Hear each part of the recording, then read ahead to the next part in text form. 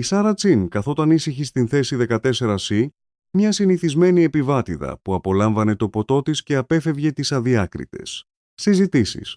Κανείς δεν γνώριζε πως η γυναίκα με το σκούρο μπλε παλτό ήταν η ταγματάρχης Φίνιξ Τσιν, πιλότος F-16 με 150 αποστολές μάχης στο ενεργητικό της. Όταν η κρίση χτύπησε στα 35.000 πόδια, το μυστικό της θα άλλαζε τα πάντα για πάντα. Πριν παρακολουθήσετε ολόκληρη την ιστορία, αφήστε ένα σχόλιο παρακάτω που παρακολουθείτε. Μην ξεχάσετε επίσης να κάνετε like και εγγραφή στο κανάλι για περισσότερες ιστορίες. Οι κινητήρες της πτήσης 447 λειτουργούσαν ομαλά καθώς το Boeing 737 γλιστρούσε αθόρυβα στα 35.000 πόδια κάτω από έναν καταγάλανο, καθαρό ουρανό. Οι ακτίνες του ήλιου διέλυαν τα μικρά παράθυρα της καμπίνας, καθώς οι επιβάτες τακτοποιούνταν για την πτήση διάρκειας 3 ώρων από το Denver προς το Phoenix, μια πτήση που αναμενόταν να είναι φυσιολογική. Στη θέση 14C, η Σάρα Τσιν έμοιαζε με οποιονδήποτε άλλο ταξιδιώτη για επαγγελματικούς λόγους. Φορούσε ένα απλό σκούρο μπλε παλτό πάνω από ένα τζιν, με τα μαύρα μαλλιά της πιασμένα σε μια λογοουρά. Μια τσάντα για λάπτοπ βρίσκονταν κάτω από το μπροστινό της κάθισμα. Τίποτα στην εμφάνισή της δεν έδειχνε ότι ήταν κάτι περισσότερο από έναν ακόμη επιβάτη στο δρόμο για το σπίτι ή για δουλειά. Καθώς η αεροσυνοδός Τζένι έσπροχνε το καρότσι με τα ποτά κατά μήκος του διαδρόμου και σταμάτησε, στη σειρά 14, χαμογέλασε φιλικά και ρώτησε τη Σάρα τι θα ήθελε να πιει.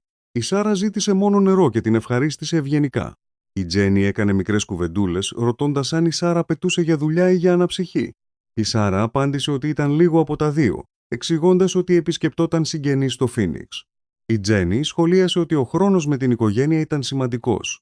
Πριν προχωρήσει στην επόμενη σειρά, ο κύριος Τόμψον, ένας πολυλογάς πολιτής γύρω στα 50, που καθόταν δίπλα στη Σάρα, δεν μπόρεσε να μην ξεκινήσει μια συζήτηση. Παρατήρησε ότι ταξίδευε μόνη και ρώτησε αν ήταν σε επαγγελματικό ταξίδι. Η Σάρα απάντησε αόριστα λέγοντας ότι ήταν κάτι τέτοιο. Όταν εκείνος ανέφερε ότι δούλευε στην ασφαλιστική και ρώτησε για τη δουλειά της, η Σάρα σταμάτησε για λίγο πριν πει ότι έκανε κυβερνητική δουλειά, περιγράφοντάς την ως αρκετά βαρετή. Ο κύριος Τόμψον έγνεψε κατανοητικά, λέγοντας ότι καταλάβαινε πώς ένιωθε κάποιος όταν περνούσε όλη μέρα σφραγίζοντας χαρτιά. Η Σάρα συμφώνησε και επέστρεψε την προσοχή της στο περιοδικό της, ελπίζοντας να τερματίσει τη συζήτηση. Απέναντι από τον διάδρομο, η Λίζα Μαρτίνες ταλάντευε τον νευρικό της νήπιο στην αγκαλιά της. Ζήτησε συγγνώμη από τη Σάρα για τον θόρυβο, εξηγώντας ότι ο γιος της δεν του άρεσε να πετάει. Η Σάρα της είπε να μην ανησυχεί, ότι τα παιδιά είναι παιδιά. Η Λίζα ρώτησε αν η Σάρα ήταν μητέρα και η Σάρα είπε «Όχι ακόμη, ίσως κάποια μέρα». Η Λίζα σχολίασε ότι η Σάρα φαινόταν πολύ καλή με τα παιδιά και πολύ ήρεμη υπό πίεση. Η Σάρα χαμογέλασε αλλά δεν απάντησε. Αν και αν η Λίζα ήξερε πόση πραγματική πίεση είχε αντιμετωπίσει η Σάρα στη ζωή της. Η αλήθεια ήταν ότι η Σάρα Τσιν δεν ήταν απλώς μια υπάλληλος του δημοσίου. Ήταν η ταγματάρχης Σάρα Φίνιξ Τσιν, μία από τις πιο διακοσμημένες πιλότους μαχητικών F-16 της πολεμικής αεροπορίας των Ηνωμένων Πολιτειών. Είχε πετάξει πάνω από 150 αποστολές μάχης σε 3 διαφορετικές ζώνες πολέμου. Το διακριτικό της, Phoenix, είχε κερδιθεί αφού επέζησε από άμεσο πλήγμα πυράβλου πάνω από εχθρικό έδαφος, κατάφερε να κρατήσει το σοβαρά κατεστραμμένο F-16 της σε πτήση για 40 λεπτά με το μισό σύστημα του αεροσκάφους της. Κατεστραμμένο και με κάποιον τρόπο το έφερε πίσω στη βάση για ασφαλή προσγείωση. Οι συνάδελφοί της πιλότη ακόμη μιλούσαν για εκείνη την αδύνατη πτήση με ψιθύρους, γεμάτη σεβασμό. Αλλά σήμερα ήταν αποφασισμένη να είναι απλώς μια άλλη επιβάτηδα στη θέση 14C. Ταξίδευε στο Phoenix για να επισκεφθεί την αδελφή της και δεν επιθυμούσε τίποτα περισσότερο από μια ειρηνική, ανώνυμη πτήση. Ήταν κουρασμένη από τις αγχωτικές και ατελείωτες ερωτήσεις που έρχονταν όποτε οι άνθρωποι ανακάλυπταν τη στρατιωτική της θητεία. Ήταν κουρασμένη να εξηγεί πώς ήταν πραγματικά οι αποστολές μάχης ή να της κάνουν την άβολη ερώτηση. Αν είχε σκοτώσει ποτέ κάποιον. Για μια φορά στη ζωή της, ήθελε απλώς να αναμειχθεί και να αντιμετωπιστεί σαν ένας κανονικός άνθρωπος που έκανε μια κανονική πτήση. Στο πιλωτήριο, ο υπολοχαγός David Wright και ο ανθυπολοχαγός Mike Torres παρακολουθούσαν τα όργανά τους, καθώς το αεροσκάφος διατηρούσε την ομαλή του πορεία στον καθαρό πρωινό ουρανό. Ο Wright, ένας βετεράνος πιλότος στα μέσα των 40, σχολίασε ότι ο καιρός φαινόταν τέλειος καθ' όλη τη διαδρομή προς το Phoenix και θα είχαν μια ομαλή πτήση. Ο Torres, 8 χρόνια νεότερος και ακόμη σχετικά νέος στην εμπορική αεροπορία, συμφώνησε ενθουσιωδώς.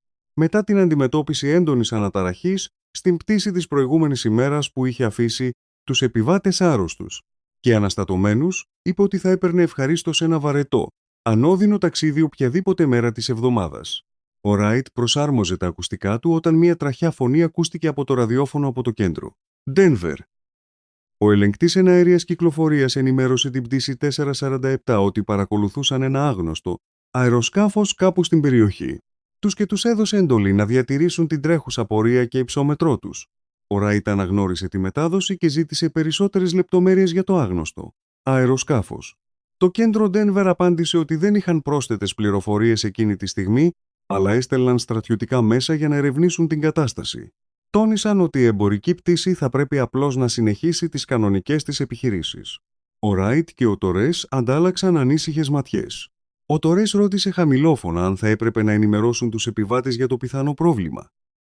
Ο Ράιτ αποφάσισε να μην το κάνει προς το παρόν, λέγοντας ότι μπορεί να αποδειχθεί τίποτα και δεν είχε νόημα να ανησυχούν τους ανθρώπους άσκοπα. Θα περίμεναν να δουν πώς θα εξελισσόταν η κατάσταση πριν κάνουν οποιαδήποτε ανακοίνωση. Ψηλά πάνω από την εμπορική αερογραμμή, δύο F-16 Fighting Falcons διέσχιζαν τον λαμπερό γαλάζιο ουρανό, οι ισχυροί τους κινητήρες αφήνοντας λεπτές λευκές ατράκτους στα ίχνη τους. Το επικεφαλής αεροσκάφος πιλοτάριζε ο υπολοχαγός Jake Viper Harrison, ένας 32χρονος βετεράνος πολέμου, με πολλαπλές αναπτύξεις. Στη θέση πτέρυγας πετούσε ο υπολοχαγός Alex Hawk Rodriguez, 28 ετών, και πρόθυμος να αποδείξει τον εαυτό του ως έναν αξιόπιστο wingman.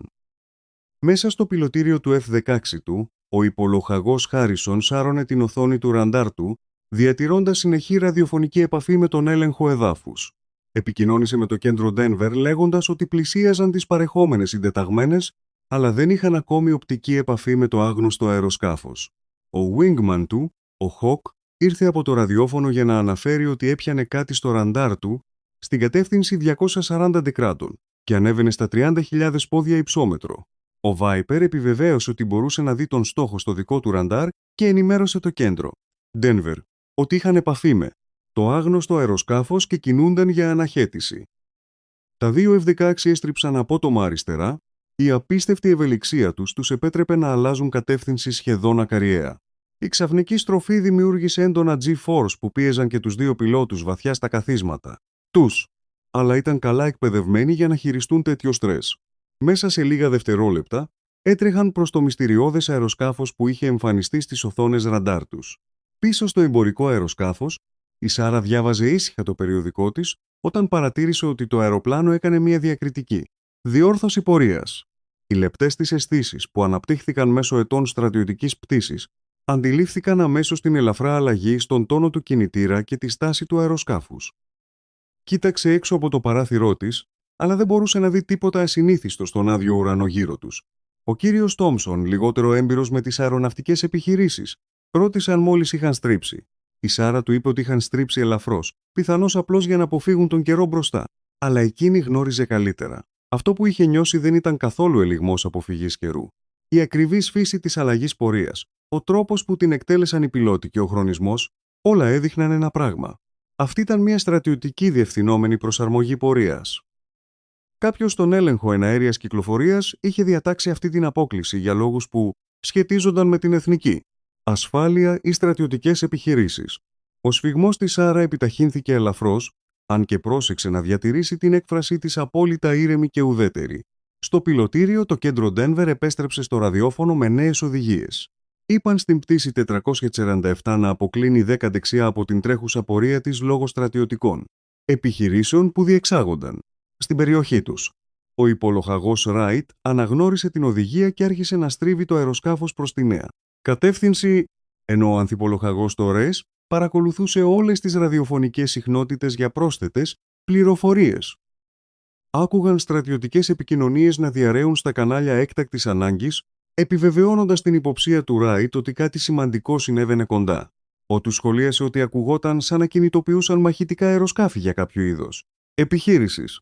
Ο Ράιτ συμφώνησε, σημειώνοντας ότι η κατάσταση πρέπει να ήταν αρκετά σοβαρή αν ο έλεγχος εναέριας κυκλοφορίας μετακινούσε εμπορικά αεροσκάφη για να δώσει χώρο σε στρατιωτικές επιχειρήσεις. Και οι δύο πιλότοι είχαν αρκετή εμπειρία για να γνωρίζουν ότι τέτοια μέτρα δεν λαμβάνονταν. Ελαφρά. Το άγνωστο αεροσκάφος επιτέλους εμφανίστηκε καθαρά καθώς τα F-16 μείωναν την απόσταση. Ήταν ένα μικρό μονοκινητήριο Cessna, αλλά κάτι πήγαινε ξεκάθαρα στραβά με αυτό. Το αεροσκάφος δεν ανταποκρινόταν σε καμία ραδιοφωνική κλήση. Ο αναμεταδότης του είχε απενεργοποιηθεί και η πορεία του φαινόταν ασταθής και ανεξέλεγκτη. Ο Viper και ο Hawk πήραν θέση εκατέρωθεν του μικρού αεροπλάνου για να έχουν καλύτερη εικόνα του. Τι συνέβαινε? Ο υπολοχαγός Χάρισον πέταξε το F-16 του αρκετά κοντά στο Cessna για να κοιτάξει μέσα στο πιλωτήριό του. Αυτό που είδε εξήγησε αμέσως την περίεργη συμπεριφορά του αεροσκάφους.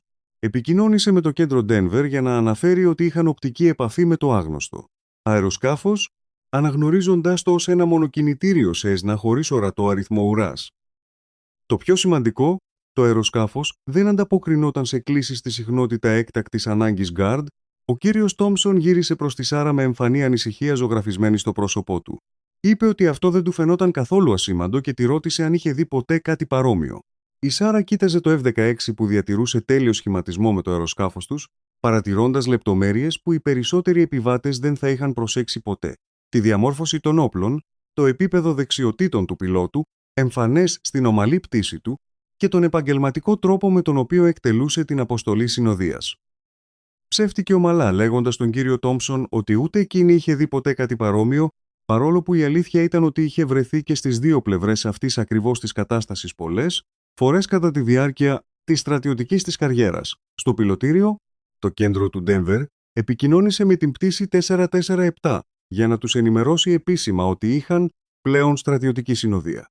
Για την προστασία τους, ο ελεγκτής τόνισε ότι έπρεπε να συνεχίσουν στην τρέχουσα πορεία τους και να μην ανησυχήσουν από την παρουσία των μαχητικών αεροσκαφών που τους συνόδευαν.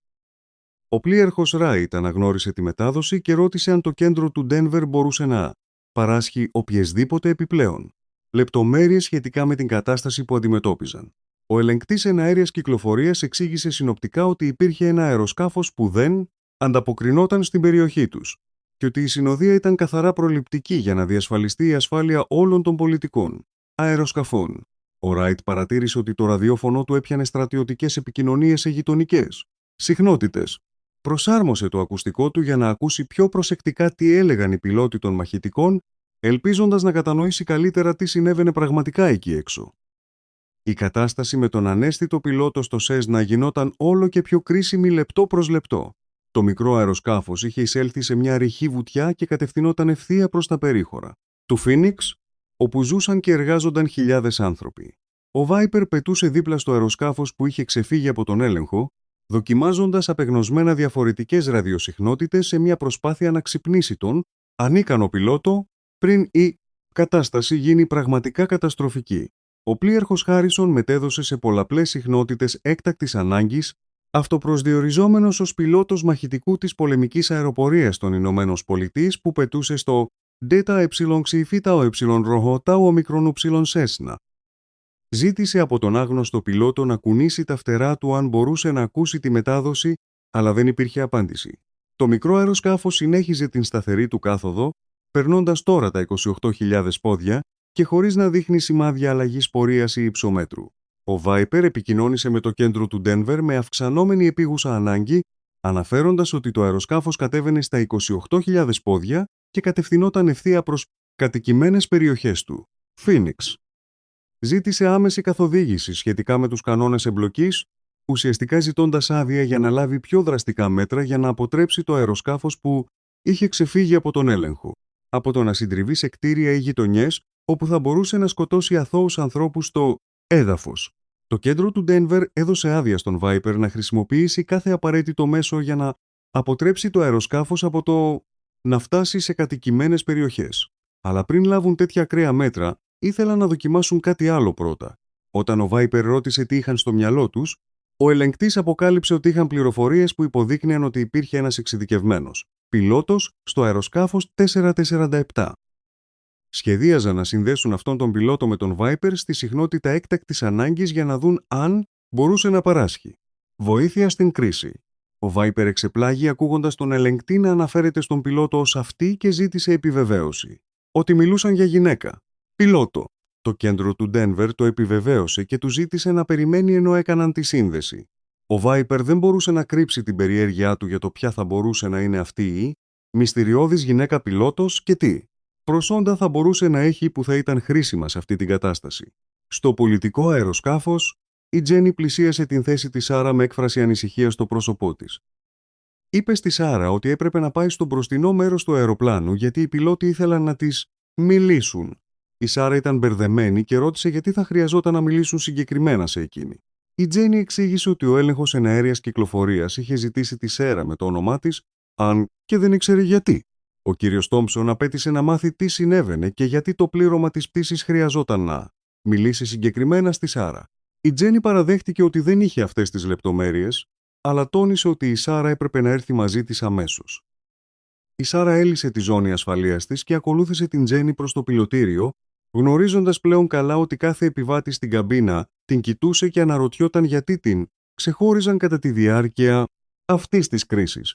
Όταν η Σάρα μπήκε στο πιλωτήριο, ο πλοίαρχος Ράιτ γύρισε για να την υποδεχτεί με ένα μείγμα σύγχυσης και περιέργειας. Συστήθηκε και ρώτησε ευθέως αν ήταν πιλότος. Η Σάρα δίστασε πριν επιβεβαιώσει ότι ήταν και μετά ρώτησε πόσο έλεγχος εναέριας κυκλοφορίας θα μπορούσε να γνωρίζει το παρελθόν της. Ο Ράιτ παραδέχτηκε ότι δεν είχε ιδέα πώς είχαν αποκτήσει αυτές τις πληροφορίες, αλλά το κέντρο του Ντένβερ ήθελε να επικοινωνήσει απευθείας με τους στρατιωτικούς πιλότους, που ασχολούνταν με την κατάσταση έκτακτης ανάγκης. Ο Ράιτ έδωσε στη Σάρα ένα ακουστικό και εκείνη το δέχτηκε απρόθυμα, γνωρίζοντας ότι μόλις εμπλακεί σε αυτή την κατάσταση, η προσεκτικά διατηρημένη ανωνυμία της θα καταστρεφόταν για πάντα.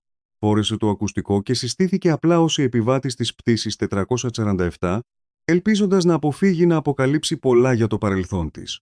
Το κέντρο του Ντένβερ αμέσως τη ζήτησε να συστηθεί στον πιλότο του μαχητικού χρησιμοποιώντας το στρατιωτικό της διακριτικό. Η Σάρα συνειδητοποίησε ότι βρισκόταν σε ένα σταυροδρόμι. Μόλις αποκάλυπτε το διακριτικό της, κάθε στρατιωτικός πιλότος στην περιοχή θα ήξερε ακριβώς ποια ήταν και η ήσυχη, ανώνυμη πτήση της θα τελείωνε. Αλλά αν υπήρχαν ζωές σε κίνδυνο, δεν μπορούσε να παραμείνει σιωπηλή. Μετά από μια μακρά παύση, αναστέναξε και μίλησε στο μικρόφωνο. «Φίνιξ. Εδώ Φίνιξ». Τη στιγμή που ο πλοίαρχος Χάρισον άκουσε αυτό το διακριτικό στο ραδιόφωνο, τα μάτια του άνοιξαν από απόλυτο σοκ. Ζήτησε επιβεβαίωση ότι μόλις είχε συστηθεί ως Φίνιξ, εννοώντας την ταγματάρχη Σάρα Φίνιξ Τσιν. Όταν η Σέρα επιβεβαίωσε απρόθυμα την ταυτότητά της, η φωνή του Βάιπερ γέμισε με σεβασμό και θαυμασμό. Συστήθηκε ως πλοίαρχος Χάρισον, διακριτικό Βάιπερ, και της είπε ότι είχε πετάξει με τη μοίρα της κατά τη διάρκεια της αποστολής του στο Αφγανιστάν. Ανέφερε συγκεκριμένα ότι εκείνη είχε σώσει τη ζωή του wingman του κατά τη διάρκεια μιας αποστολής πάνω από την Κανταχάρ. Μετά από μια στιγμή σιωπή στο ραδιόφωνο, ο Βάιπερ εξήγησε την τρέχουσα κρίση στην Φίνιξ. Είχαν έναν ανέστητο πιλότο σε ένα Σέσνα που κατευθυνόταν ευθεία προς το κέντρο του Φίνιξ και εκείνη χρειαζόταν απεγνωσμένα την εξειδίκευσή της και τις συμβουλές της για το πώς να διαχειριστεί την κατάσταση. Η Σάρα κοίταξε έξω από τα παράθυρα του πιλωτηρίου και αμέσως εντόπισε το μικρό αεροσκάφος στην Έρικος. Απόσταση. Τα χρόνια εκπαίδευσης και πολεμικής εμπειρίας της ενεργοποιήθηκαν αμέσως καθώς αξιολογούσε την τακτική κατάσταση. Η Σάρα πάτησε το μικρόφωνο και μίλησε με τον ήρεμο, επαγγελματικό τόνο που της είχε κερδίσει τον σεβασμό σε όλη την πολεμική αεροπορία. Είπε στον Βάιπερ ότι έβλεπε το αεροσκάφος και το αναγνώρισε ως Σέσνα 172 που φαινόταν να αντιμετωπίζει ιατρικό έκτακτο περιστατικό. Εκτίμησε το υψόμετρό του σε περίπου 25.000 πόδια και κατέβαινε σταθερά. Ρώτησε πόσο καιρό ο πιλότος ήταν ανέστητος και ο Βάιπερ απάντησε ότι ήταν περίπου 8 λεπτά χωρίς καμία ανταπόκριση σε καμία από τις προσπάθειές τους να επικοινωνήσουν. Η Σάρα ανέλυσε γρήγορα την κατάσταση και συνειδητοποίησε ότι τελείωνε ο χρόνος και οι επιλογές τους. Το αεροσκάφος του ανέστητου πιλότου βρίσκονταν σε πορεία σύγκρουσης με μία από τις πιο κατοικημένες περιοχές της, Αριζόνα. Ρώτησε τον Βάιπερ για την κατάσταση καυσίμων του Σέσνα και αν είχαν οποιασδήποτε πληροφορίες σχετικά με την ιατρική κατάσταση του πιλότου. Όταν εκείνος ανέφερε ότι δεν είχαν πρόσθετες λεπτομέρειες, η Σάρα άρχισε να διαμορφώνει ένα σχέδιο που θα απαιτούσε ακριβή συντονισμό μεταξύ των πιλότων, F-16 και εξαιρετικές δεξιότητες πτήσης. Εξήγησε στον Βάιπερ ότι έπρεπε να αναγκάσουν το Σέσνα να αλλάξει πορεία χωρίς να το προκαλέσουν να συντριβεί ή να διαλυθεί στον αέρα. Αυτό θα απαιτούσε από το F-16 να χρησιμοποιήσει την αναταραχή της ολίσθησης του για να οθήσει απαλά το μικρότερο αεροσκάφος μακριά από τις κατοικημένες περιοχές προς την ανοιχτή έρημο, όπου θα μπορούσε να συντριβεί με ασφάλεια χωρίς να σκοτώσει αθώους ανθρώπους. Ο ελιγμός ήταν εξαιρετικά επικίνδυνος και δεν είχε ποτέ δοκιμαστεί σε πραγματική κατάσταση έκτακτης ανάγκης, αλλά ήταν η μόνη τους επιλογή εκτός από την κατάρριψη του αεροσκάφους.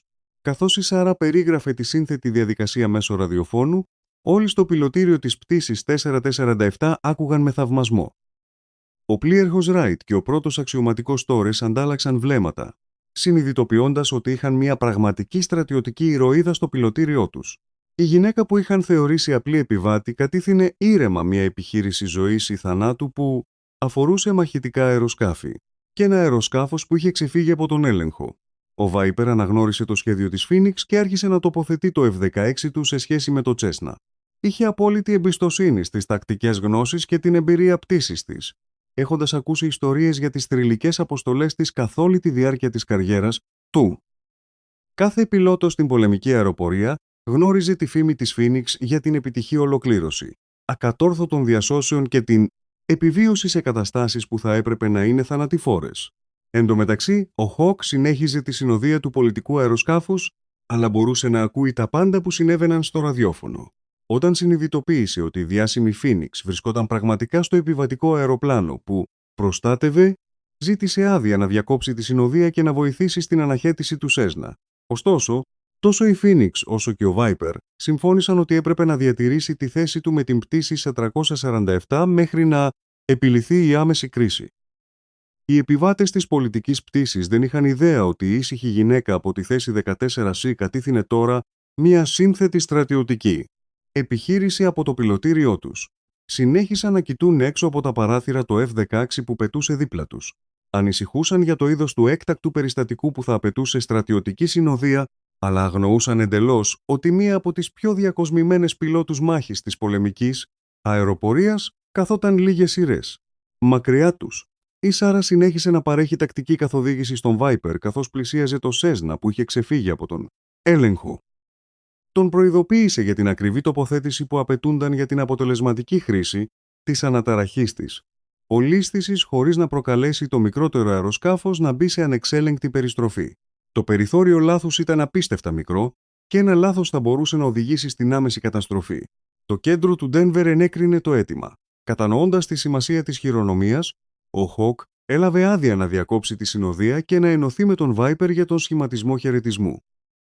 Τα δύο F-16 κινήθηκαν στη θέση τους πάνω και στα δύο πλευρά του εμπορικού αεροσκάφους, προετοιμάζοντας να εκτελέσουν μια πτήση ακριβίας που θα τιμούσε έναν από τους πιο σεβαστούς βετεράνους της πολεμικής αεροπορίας. Μέσα στην πτήση 447, ο πλοίαρχος Ράιτ ανακοίνωσε μέσω του ενδοεπικοινωνίας ότι οι επιβάτες επρόκειτο να γίνουν μάρτυρες κάτι πολύ ιδιαίτερου. Εξήγησε ότι οι στρατιωτικοί πιλότοι είχαν ζητήσει άδεια να πραγματοποιήσουν ένα αέριο χαιρετισμό προς τιμήν ενός εκ των συναδέλφων τους που είχε παράσχει κρίσιμη βοήθεια κατά τη διάρκεια της έκτακτης ανάγκης. Αυτό που δεν αποκάλυψε αρχικά ήταν ότι αυτό το τιμόμενο μέλος των υπηρεσιών καθόταν ακριβώς εκεί, στο πιλωτήριό τους. Οι επιβάτες πίεσαν τα πρόσωπά τους στα παράθυρα, καθώς τα δύο F-16 μπήκαν σε τέλειο σχηματισμό και εκτέλεσαν έναν άψογο, ένα αέριο χαιρετισμό. Τα μαχητικά αεροσκάφη πέταξαν σε ακριβή συγχρονισμό, οι κινήσεις τους συντονισμένες μέχρι το κλάσμα του δευτερολέπτου. Ήταν μια εκπληκτική επίδειξη δεξιότητας πιλότου και στρατιωτικής παράδοσης που κανένας από τους πολίτες επιβάτες δεν είχε δει ποτέ πριν. Καθώς ο χαιρετισμός ολοκληρώθηκε, ο πλοίαρχος Ράιτ έκανε μια άλλη ανακοίνωση που συγκλώνησε όλους στο αεροσκάφος.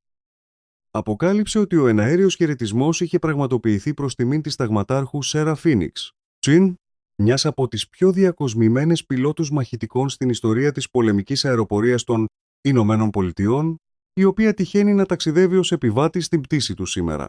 Η γυναίκα στη θέση 14C, που φαινόταν σαν οποιαδήποτε άλλη επαγγελματίας ταξιδιώτης, ήταν στην πραγματικότητα μια πραγματική ηρωίδα πολέμου που μόλις είχε βοηθήσει να σωθούν αμέτρητες ζωές στο έδαφος. Η μεταμόρφωση στην καμπίνα ήταν άμεση και δραματική. Επιβάτες που είχαν κάνει μικρές συζητήσεις με τη Σάρα για ασήμαντα θέματα ξαφνικά συνειδητοποίησαν ότι είχαν καθίσει δίπλα σε κάποιον που είχε ρισκάρει τη ζωή του υπερασπιζόμενο στη χώρα του σε αερομαχίες σε όλο τον κόσμο. Οι ήσυχοι, Διακριτική γυναίκα που είχε μόλις παρατηρήσει ήταν στην πραγματικότητα ένας ζωντανός θρύλος μεταξύ των στρατιωτικών αεροπόρων. Ο κύριος Τόμψον, ο οποίος παραπονιόταν για την βαρετή του δουλειά στην ασφάλεια, κοίταξε τη Σάρα με νέα κατανόηση και βαθύ σεβασμό. Η Λίζα Μαρτίνες, η οποία είχε ζητήσει συγγνώμη για το θορυβώδες παιδί της, συνειδητοποίησε ότι αυτή η γυναίκα πιθανότατα είχε αντιμετωπίσει προκλήσεις και πιέσεις που έκαναν ένα γκρινιάρικο νήπιο να μοιάζει με τίποτα. Η αεροσυνοδός Τζένι, η οποία είχε σερβίρει νερό στη Σάρα και είχε κάνει μια χαλαρή συνομιλία, τώρα καταλάβαινε ότι μιλούσε με κάποιον που είχε υπηρετήσει τη χώρα της με εξαιρετική διάκριση. Και Ανδρεία.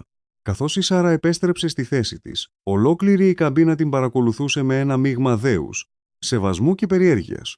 Κάποιοι επιβάτες ήθελαν να της σφίξουν το χέρι ή να την ευχαριστήσουν για την υπηρεσία της. Άλλοι απλώς την κοιτούσαν, προσπαθώντας να συμφιλιώσουν τη συνηθισμένη εμφάνιση της γυναίκας που είχαν αγνοήσει με την εξαιρετική στρατιωτική, ηρωίδα που πραγματικά ήταν. Λίγοι ζήτησαν αυτόγραφα ή ήθελαν να βγάλουν φωτογραφίες μαζί της, αν και η Σάρα ευγενικά αρνήθηκε τα περισσότερα από αυτά τα αιτήματα.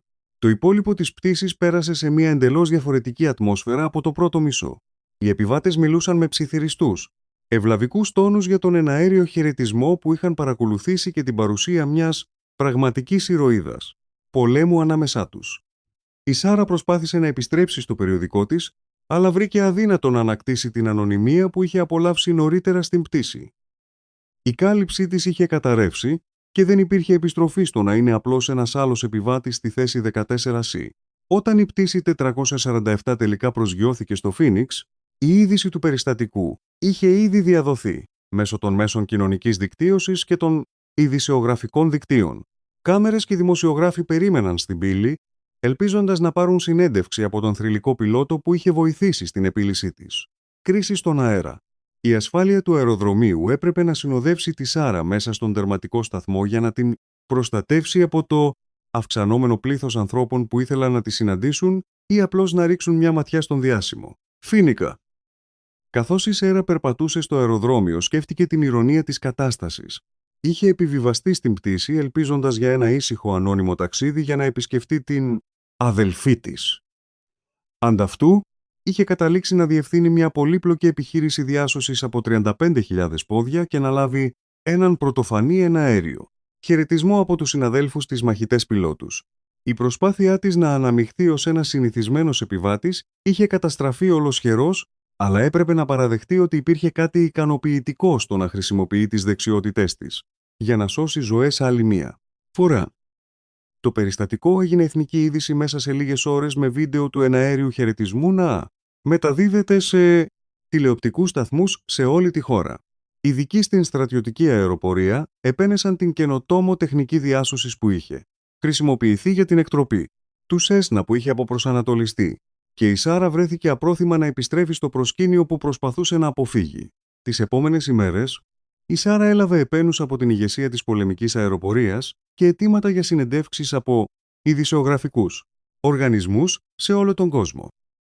Η γυναίκα που δεν ήθελε τίποτα περισσότερο από το να είναι μια κανονική επιβάτη σε μια κανονική πτήση είχε γίνει του επίκεντρο μιας ιστορίας που εχμαλώτισε τη δημόσια φαντασία και υπενθύμησε σε όλους την αφοσίωση και την ικανότητα των ανδρών και των γυναικών που υπηρετούν στον στρατό. Αλλά ίσως το πιο σημαντικό, ο πιλότος που είχε λιποθυμήσει στο Σέσνα επέζησε από την έκτακτη προσγείωση στην έρημο, αναρρώσει πλήρως μετά την έγκαιρη ιατρική βοήθεια. Η ευστροφία και η τεχνογνωσία της Σάρα όχι μόνο απέτρεψαν μια πιθανή καταστροφή στο κέντρο του Φίνιξ, αλλά έσωσαν επίσης τη ζωή ενός συναδέλφου πιλότου που βρέθηκε σε μια απρόσμενη δυσχερή θέση. Η ιστορία της επιβάτηδας στην 14C έγινε θρύλος στον χώρο της στρατιωτικής αεροπορίας. Επαναδιηγείται σε αίθουσες αναμονής πιλότων και εγκαταστάσεις εκπαίδευσης ως παράδειγμά του. Πώς οι δεξιότητες που αποκτήθηκαν στη μάχη μπορούν να εφαρμοστούν για τη διάσωση ζωών και την αντιμετώπιση απρόβλεπτων καταστάσεων. Για τη Σάρα Τζιν ήταν απλώς μια συνηθισμένη ημέρα υπηρεσίας για τη χώρα. Παρόλο που προσπάθησε να ξεκουραστεί, όχι πλέον ως υπολοχαγός Φίνιξ Τζιν, αλλά απλώς ως ένας απλός άνθρωπος σε μια κανονική πτήση για να επισκεφτεί